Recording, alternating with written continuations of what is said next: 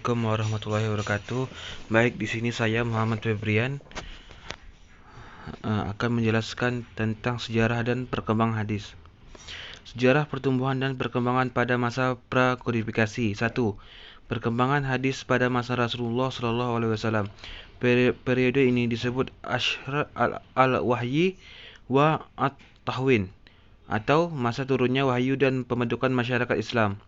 Pada periode inilah hadis lahir berupa syabda atau aqwal, af'al, dan takrir Nabi yang berfungsi menerangkan Al-Quran untuk menegakkan syariat Islam dan membentuk masyarakat Islam.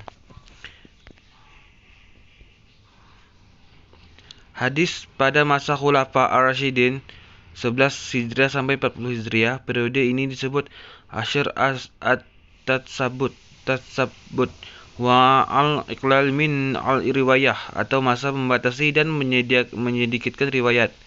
Nabi Muhammad SAW wafat pada tahun 11 Hijriah. Kepada umatnya, beliau meninggalkan dua pegangan sebagai dasar bagi pedoman hidup, yaitu Al-Quran dan hadis, as-sunnah, yang harus dipegangi dalam seluruh aspek kehidupan umat. B. Perkembangan pada masa sahabat kecil dan tabi'in. Periode ini disebut Asr Intisyar al-Riwayah al-Amsyar atau masa berkembang dan meluasnya periwayatan hadis. Pada masa ini daerah Islam sudah meluas, yakni ke negeri Syam, Irak, Mesir, Samarkand, bahkan pada tahun 93 Hijriah meluas sampai ke Spanyol. Para sahabat kecil dan tabi'in yang ingin mengetahui hadis-hadis Nabi Muhammad SAW diharuskan berangkat ke seluruh pelosok wilayah Daulah Islamiyah untuk menanyakan hadis kepada sahabat-sahabat besar yang sudah tersebar di wilayah tersebut. Dengan demikian, pada masa ini di samping tersebarnya periwayatan hadis ke pelosok-pelosok daerah Jazirah Arab, perlawanan untuk mencari hadis pun menjadi ramai. 3. Hadis pada masa pasca kodifikasi dan perkembangannya.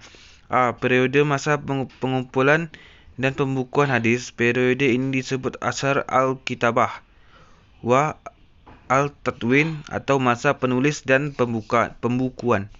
Maksudnya, penulisan dan pembukuan secara resmi, yakni yang diselenggarakan atas inisiatif pemerintah. Adapun kalau secara perseorangan, sebelum abad kedua Hijriah, hadis sudah banyak ditulis, baik pada masa tabi'in, sahabat kecil, sahabat besar, bahkan pada masa Nabi. 4. Masa pentashihan dan penyusunan kaidah-kaidahnya. Abad ketiga Hijriah merupakan puncak usaha pembukuan hadis. Sesudah kitab-kitab Ibnu Zurais, kitab Muwatta Al-Malik tersebar dalam masyarakat dan disambut dengan gembira.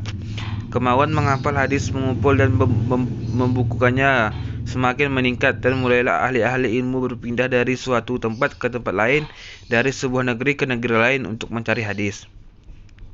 Pada awalnya, ulama hanya mengumpulkan hadis-hadis yang terdapat di kotanya masing-masing.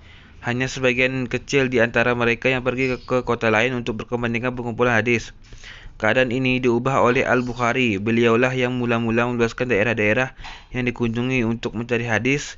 Beliau pergi ke Maru, Naisabur, Ray, Baghdad, Basrah, Kufah, Mekah, Madinah, Mesir, Damsyik, Kusariyah, Askalani, dan Hims. 5. Periode dari awal abad ke-4 Hijriah tahun 656 Hijriah. Periode ini dimulai dari abad ke-4 hingga tahun 656 Hijriah, yaitu pada masa Abbasiyah angkatan kedua. Periode ini dinamakan Asru at-Tadib wa at-Tartibi wa al-Istiraki wa al-Jami. Ulama-ulama hadis yang muncul pada abad kedua dan ketiga digelari mutakaldim yang mengumpulkan hadis dengan semata-mata berpegang pada usaha sendiri dan pemeriksaan sendiri, dengan menemui para penghafalnya yang tersebar di sepelosok dan penjuru negara Arab, Parsi, dan lain-lain. Al-hadis pada abad ketiga tidak banyak lagi yang mentahrirkan hadis. Mereka hanya berusaha mentadzibkan, menghafalnya, dan memeriksa sanad yang ada di dalam kitab-kitab yang telah ada itu. Dalam abad keempat ini lahirlah pemikiran untuk memandang cukup dalam meriwayatkan hadis dengan berpegang kepada kitab saja, tidak melawat kemana-mana. Menurut riwayat, Ibnu Bandah adalah ulama yang terakhir yang mengumpulkan hadis dengan jalan lawatan. 6. Periode tahun 656 Hijriah hingga sekarang. Periode ini adalah masa sesudah meninggalnya Khalifah Abbasiyah ke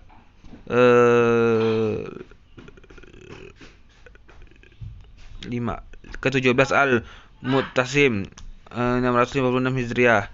Sampai sekarang periode ini dinamakan Ahdu Asarhi wa Al-Jami' wa At-Tahriz wa Al-Bahtsi, yaitu masa pensyarahan, penghimpunan, pentahrizan, dan pembahasan.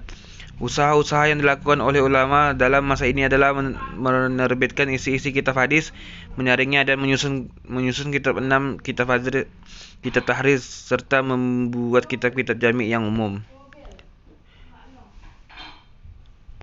Biografi singkat hadis.